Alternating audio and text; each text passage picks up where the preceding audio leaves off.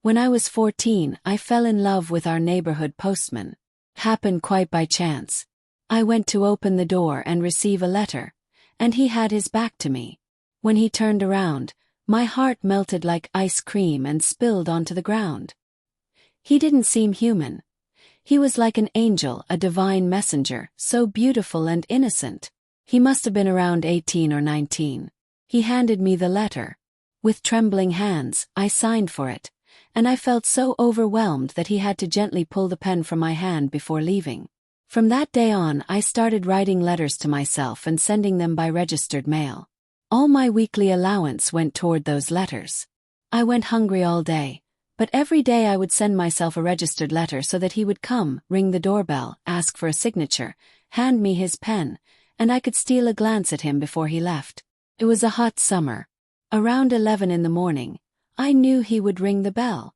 I would fly down the stairs, and to keep my mother from suspecting anything, I told her I was writing for a magazine and they were sending me replies.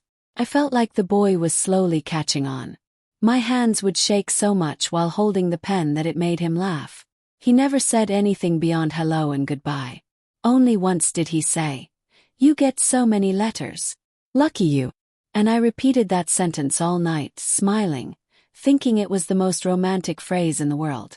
You get so many letters. Lucky you. Could anything be more romantic than that? Until one day, as I was signing for a letter, the nosy neighbor from down the street passed by. When he saw us, he muttered under his breath, "Shameless girl. Look at how she's dressed, standing at the door. Her pants." I realized my pants were a little short. I wasn't wearing socks, and my ankles were exposed. I was so caught up in my old pants for a moment that I didn't notice my heavenly messenger had tackled the man to the ground and they were wrestling. Since when do angels throw punches? The neighbors pulled them apart. Blood was dripping from his lip and he was shaking. His golden hair was slightly bloodied too. He forgot to take his pen back. He gave me a sidelong glance and left. A little further down the street, a police motorcycle was parked. The complaining neighbor was holding his cheek and shouting. I closed the door in fear, feeling like a guilty coward. The next day, an old postman came. I asked him what happened to the previous one. He said they fired him. Poor guy, he was supporting his sick mother. All because of a fight. I never heard anything more. He fought because of me. I wish I hadn't fallen in love with him. After that, whenever I hear the doorbell in the morning, I tell my daughter, I'll get it.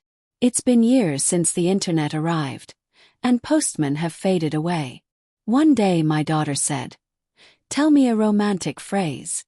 "I need one." I said, "You get so many letters. Lucky you." My daughter thought I was crazy,